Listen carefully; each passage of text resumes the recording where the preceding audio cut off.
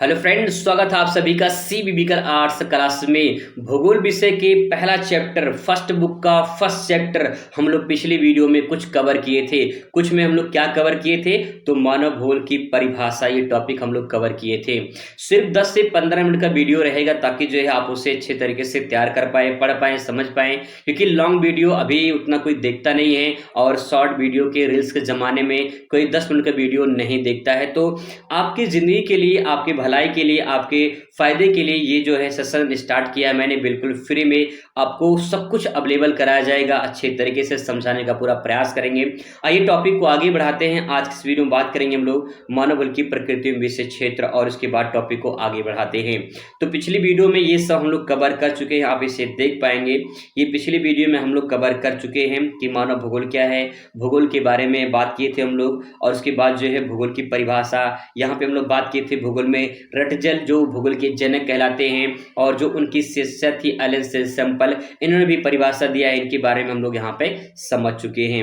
आज के इस वीडियो में बात करने वाले हैं मानव भूगोल की प्रकृति। मानव भूगोल की प्रकृति के बारे में बताना है, प्रकृति एज ए नेचर के बारे में बात करनी है। नेचर हम कह सकते हैं कि विशेषता, हम कह सकते हैं कि मानव भूगोल की आखिर क्या विशेषता, उसका क्या नेचर है, प्रकृति के बारे में कैसे हम अध्ययन कर सकते हैं, और कैसे मानव प्रकृति के संसाधनों को उपयोग करता है, और फिर उसका उपयोग करके कैसे प्रकृति के जो प्रकृति है उसका असर मानव पर, मानव का असर प्रकृति पे पड़ता है, यही हमें समझना है। तो देखिए, आइए शुरुआत करते हैं। सबसे पहले यहाँ पे बेसिक पॉइंट समझने का प्रयास करेंगे। देखिए यहाँ पे लिखा है कि मानव और प्राकृतिक वातावरण के अंतर संबंधों के अध्ययन को मानव भूगोल कहा जाता है। तो अगर प्रकृति पूछता है तो पहले बेसिक पॉइंट बताएंगे कि मानव और प्राकृतिक वातावरण के अंतर संबंधों के अध्ययन को मानव भूगोल कहा जाता है, पहला पॉइंट।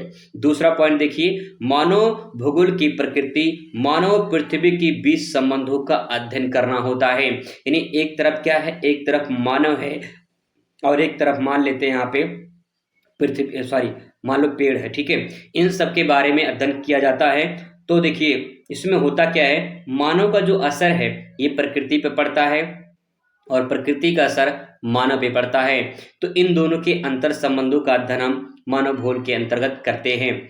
ये भौतिक, पर्यावरण और सामाजिक, सांस्कृतिक पर्यावरण के बीच संबंधों का अध्ययन करता है। यानी इसमें हम भौतिक के बारे में भी अध्ययन करते हैं और उसके मानव की जो सामाजिक सांस्कृतिक इन्वायरमेंट है उसके बारे में भी यहाँ पे अध्ययन करते हैं। बात करें आगे पॉइंट पे तो मानव भूगोल की प्रकृति बहुत ही जटिल और विस्तृत है। इसमें बस कहानी की तरह समझना है इस पॉइंट को। मानव भूगोल में मानवीय क्रियाकलापों और केंद्र की भूमिका दी जाती है। यानी जो मानव भूगोल है इसमें मानव केंद्र पे है, मानव मुख्य है, मानव जैसा चाहता है वैसा कर सकता है। क्योंकि मानव भूगोल लिखा है ना, तो मानव इसमें पहला मेन पॉइंट हो जाएगा। उसकी जितने भी क्रियाकलाप होते हैं उन सब का अध्ययन करना इसका केंद्र बिंदु माना गया है। इसकी बात दोस्तों बात करें, मानव भूगोल में पृथ्वी के पर मौजूद मानव निर्मित चीजें भी अध्ययन करते हैं। मानव भूगोल को अलग अलग इलाकों में की परिस्थितियां, समायोजन, इलाकों के संगठन आदि भी इसका अध्ययन इसके अंतर्गत किया जाता है। आगे बात करें तो उसमें लिखा है कि मानव भूगोल की पृथ्वी पर रहने वाले जैविक, आर्थिक, सामाजिक, सांस्कृतिक विकास के वातावरण को अध्ययन किया जाता है। यानी मानव भूगोल के बारे में हम क्या क्या बता सकते हैं, क्या क्या समझ सकते हैं, किस प्रकार से हम उसका अध्ययन करते हैं, इन सब के बारे में इस जो है यहाँ बताना है, ठीक है।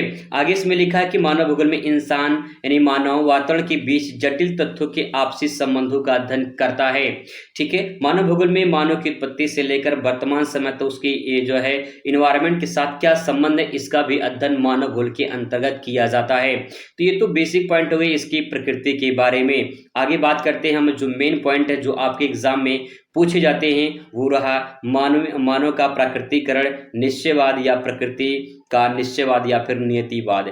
आइए डिटेल में इनको समझने का और प्रयास करते हैं मानव भूगोल की प्रकृति में।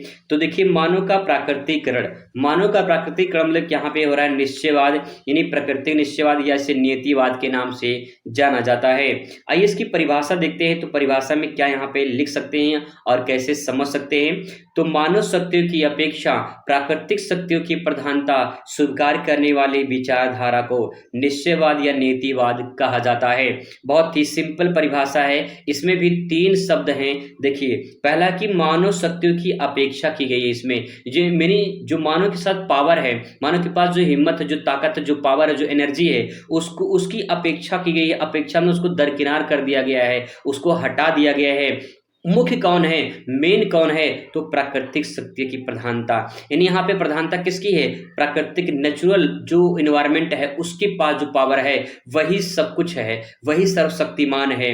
ठीक है, तो उसमें कहा गया है कि इसमें मानव शक्ति की अपेक्षा प्राकृतिक शक्ति की प्रधानता स्वीकार करने वाली विचारधारा को निश्चयवाद कहा गया है। विचारधारा का मतलब ये होता है कि आप क्या सोचते हैं किसी के बारे में।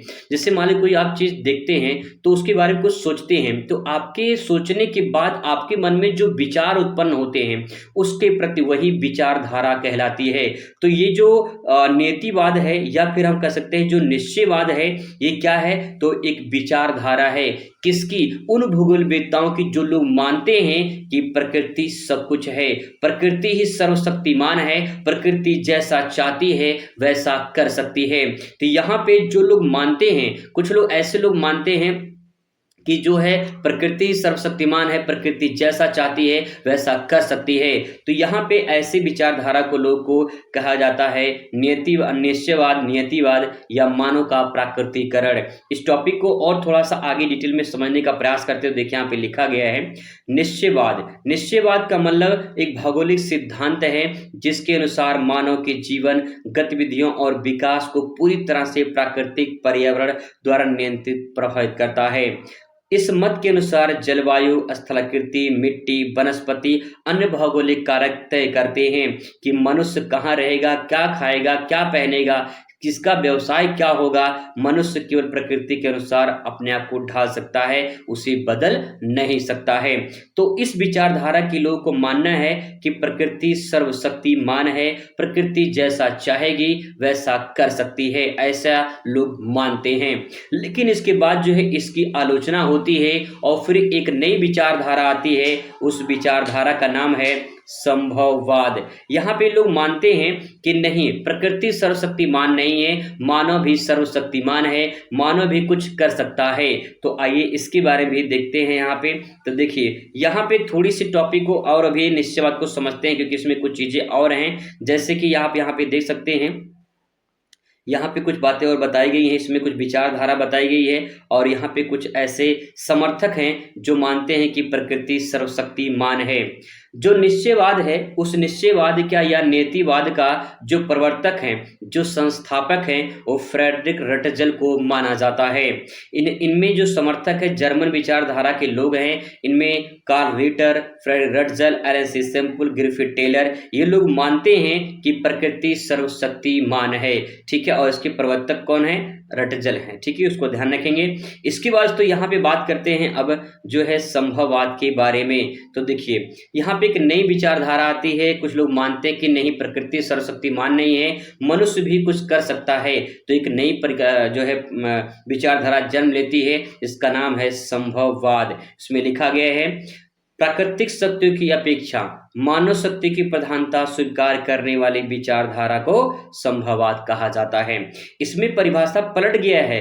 आप यहाँ पे देखेंगे कि यहाँ पे लिखा है कि मानव शक्तियों की अपेक्षा की गई है, और यहाँ पे किसकी, यहाँ पे कहा गया है कि प्राकृतिक शक्तियों की अपेक्षा, यानी अब यहाँ पे प्राकृतिक शक्तियां कुछ भी नहीं है, उसके बारे में बताया गया है। तो इसमें कहा गया है कि प्राकृतिक शक्तियों की अपेक्षा मानव शक्ति की प्रधानता, यानी मुख्य कौन रहेगा, मानव रहेगा। अब ठीक है, इसके बाद जो है इस विचारधारा को स्वीकार करने वाली जो विचारधारा उसी को संभववाद कहा जाता है।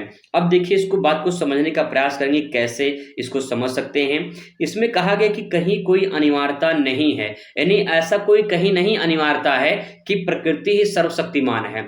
जब आप पेपर देते हैं तो पेपर में लिखा रहता है सभी प्रश्न अनिवार्य है, वहां पे लिखा रहता है कि सभी प्रश्न अनिवार्य है, लेकिन फिर भी सब क्या सारे लोग जो है सारे क्वेश्चन करके आते हैं, नहीं, कुछ छोड़कर भी आते हैं। इसका मतलब ये है कि प्रकृति में यहाँ पे देखा जाए कहीं कोई अनिवार्यता नहीं है कि नहीं प्रकृति सर्वशक्तिमान है, ऐसा नहीं है। हर जगह क्या है, संभावनाएं मौजूद है। बहुत ही कमाल की पॉइंट लिखी गई यहाँ पे कि कहीं कोई अनिवार्यता नहीं है, हर जगह क्या है, संभावनाएं मौजूद हैं। जैसा मानव चाहेगा वैसा कर सकता है। उसे संभावनाओं का स्वामी कौन है? मानव है। वो जो संभावनाएं हैं उस संभावनाओं का स्वामी कौन है, मालिक कौन है? जवाब होगा मानव। मानव जैसा चाहता है वैसा कर सकता है। अगर नदी बह रही है तो नदी पर बहती हुई पे बांध बनाकर मानव उसके पानी को रोक सकता है। तो संभावनाएं सभी जगह पे है और हर जगह संभावनाएं मौजूद हैं। आगे इसमें लिखा गया कि मनुष्य अपनी आवश्यकताओं की पूर्ति के लिए प्राकृतिक संसाधनों को उपयोग करता है और अपने अनुसार जो है उस संभावनाएं विकसित करता है। जैसा जिसका जहाँ पे उद्देश्य होता है वैसा वहाँ पे काम करता है। तो उसी प्रकार से संभावनाएं विकसित होती चली जाती हैं। यानी प्रकृति सर्वशक्तिमान नहीं है इस विचारधारा के अनुसार। और इसके बाद जो है इसमें जो संभववाद जो शब्द है, इस शब्द का प्रयोग लुसियन फेब्रे ने दिया था। किसने? लुसियन फेब्रे ने दिया था। और जो है ये विचारधारा एक फ्रांसीसी विचारधारा के नाम से जानी जाती है। जो आपका निश्चयवाद था वो आपका जर्मन विचारधारा था, यानी जर्मनी के लोग मानते थे। यहाँ पे फ्रांस के लोग मानते हैं नहीं, प्रकृति सर्वशक्तिमान नहीं है, मानव भी क्या है? सर्वशक्तिमान है। ठीक है, तो इस प्रकार से आप इसको समझ सकते हैं। इसके बाद दोस्तों यहाँ पे बात करें इसके अगले पॉइंट पर, तो यहाँ पे प्रकृति जो मानवीकरण है इसका, इसमें कुछ समर्थक है और उस समर्थक में देख पाएंगे कि बिडॉल डी ब्लास समर्थक हैं और फिर इसके बाद लुसियन फेब्रे, जीन ब्रूस, कार्ल सावर और ये कुछ ऐसे लोग हैं जो फ्रांसीसी भूगोलवेत्ता हैं जो लोग मानते हैं कि मानव सर्वशक्तिमान है, प्रकृति उसके सामने कुछ भी नहीं, ऐसा लोग मानते हैं। ठीक है, चलिए आगे बात करते हैं। दोनों संकल्पनाओं का भी जो है एक तरह से विरोध होता है, आलोचना की जाती है। फिर एक नई संकल्पना जन्म लेती है, उस संकल्पना का नाम है नव निश्चयवाद या फिर रुको और जाओवाद की संकल्पना। रुको और जाओ, स्टॉप एंड गो, ये संकल्पना किसने दिया है? तो ऑस्ट्रेलिया के महान भूगोलवेत्ता ग्रिफिथ टेलर ने जो है नव निश्चयवाद की संकल्पना दी है और इसका जनक उन्हें माना जाता है। यहाँ पे तस्वीर में आप देख सकते हैं ग्रिफिथ टेलर की। इस विचारधारा के अनुसार ना तो प्रकृति जो है सरस्वती माँ है और ना ही मानव, बल्कि दोनों तालमेल संतुलन स्थापित करना है। यहाँ पे सरस्वती माँ नहीं लिखा रहेगा, यहाँ पे ये थोड़ा सेंटेंस यहाँ मिस्टेक हो गया है।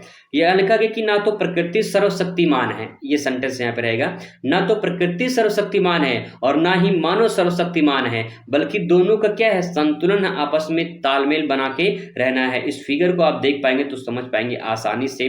देखिए, एक तरफ कहता है कि मानव सर्वशक्तिमान है जिसमें संभववाद कहा गया है, इसमें मानव क्या है? सर्वशक्तिमान है।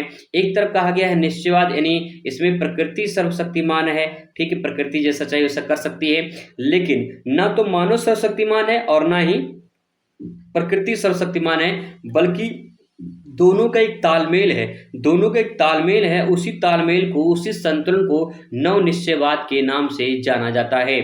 तो इसमें देखिए लिखा गया है सेंटेंस में, रुको और जाओ की संकल्पना को निश्चयवाद के माध्यम से आसान शब्दों में समझाया है। इसमें कहा गया है कि यहाँ पे जैसे चौराहा होता है जो है शहर में, वैसे चौराहे पे ऐसे बत्तियां लगी रहती हैं। आप यहाँ पे देख पाएंगे ऐसे बत्तियां लगी रहती हैं और बत्तियों में लिखा रहता है, लाल बत्ती जलती है जिसको हम लोग रुको। ठीक है, रुको जरा सब्र करो।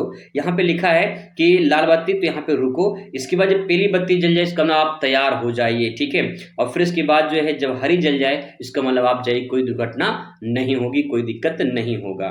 इसका मतलब यहाँ पे इस बात को समझने का प्रयास ये कह रहे हैं कि इसमें कहा गया है कि इसका अर्थ हम प्राकृतिक नियमों का पालन करके प्राकृतिक संसाधनों का उपयोग कर सकते हैं।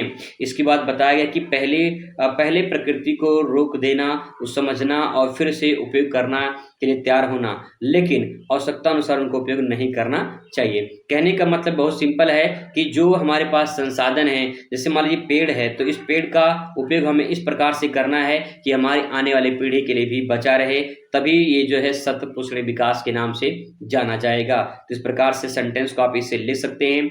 इसके बाद तो आता है शाखा और उपशाखा। तो उपशाखा में बात करें, यहाँ पे देख पाएंगे जो है यहाँ पे सांस्कृतिक, ऐतिहासिक, संसाधन, कृषि, उद्योग, ये सब आज के अंदर आते हैं। और वही बात करें सामाजिक भूगोल, नगरीय भूगोल, जनसंख्या, आर्थिक भूगोल और उसके बाद जो है यहाँ पे आवास भूगोल इसके अंतर्गत आता है। ठीक है, पर्यटन भूगोल इसके अंतर्गत आता है, शाखा उपशाखा के अंतर्गत। तो दोस्तों ये इंपॉर्टेंट पॉइंट है, आप इन्हें जरूर तैयार कर ले, आपके पेपर में यहाँ से क्वेश्चन जरूर बनेगा। आप पूरा PDF देख सकते हैं, इस प्रकार से अच्छे तरीके से तैयार करके अपना नोट्स खुद बनाइए और अच्छे तरीके से समझने का प्रयास करेंगे। टारगेट रहेगा हम लोग का 95 प्लस 2026 में। चलिए मुलाकात करते हैं अगली वीडियो में। तो खुश रहिए, मस्त रहिए और जिंदगी में स्वस्थ रहिए। धन्यवाद।